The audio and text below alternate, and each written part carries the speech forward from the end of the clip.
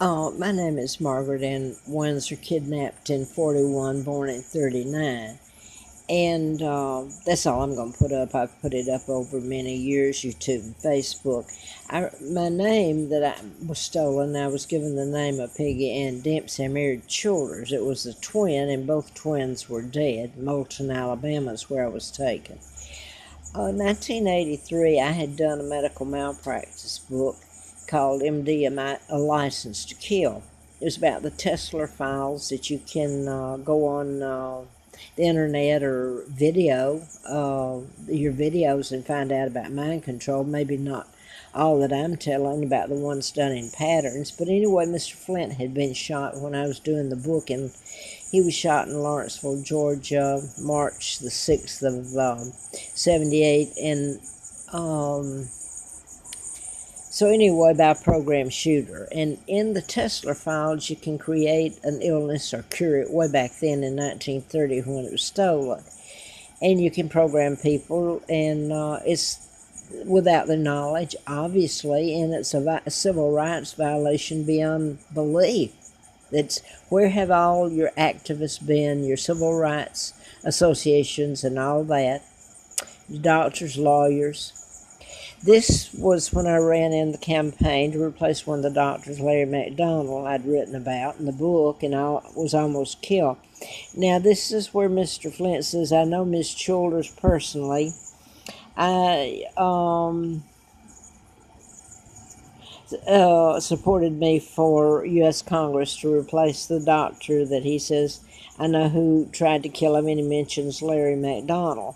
And Culver Kidd and some others from down in Georgia, Senator Thomas Murphy, Al Burroughs, and Larry McDonald, and Culver Kidd, etc.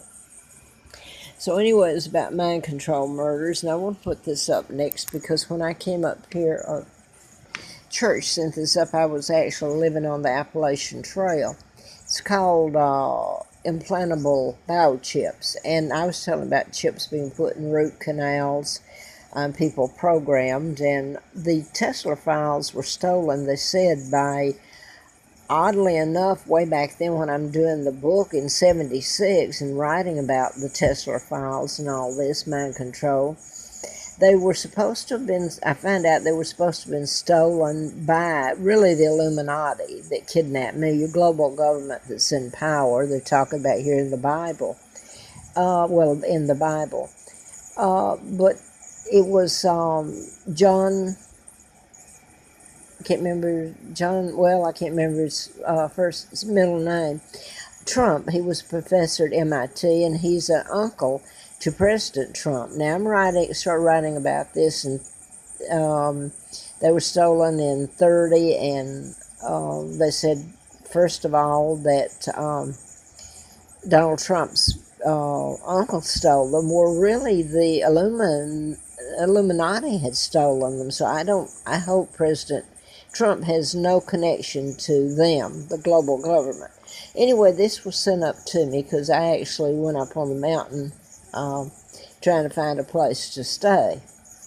So this was sent out by the church, and they're talking about biochips and all that. Tex Mars, he has a lot of books. He's deceased now, though. Anyway, Timothy McVeigh was put to death, and he said the U.S. Army implanted computer chip in his buttocks.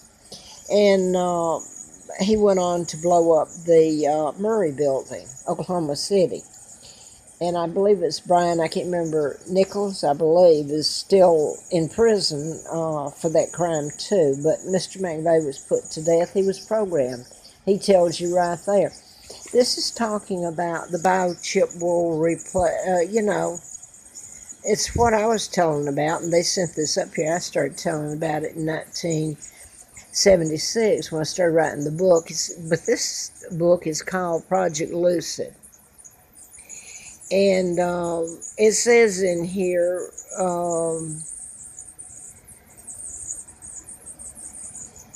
well, it's talking about the end times in the Bible here. So anyway, I'll leave it at that. The other thing I wanted to put up here, because I'm in pretty bad shape, and I guess I'm going to have to run again to where, I don't know. find another place to live if I can make it. I wanted to show this without any comment, and this was in the 8/15/2014. It's a monthly.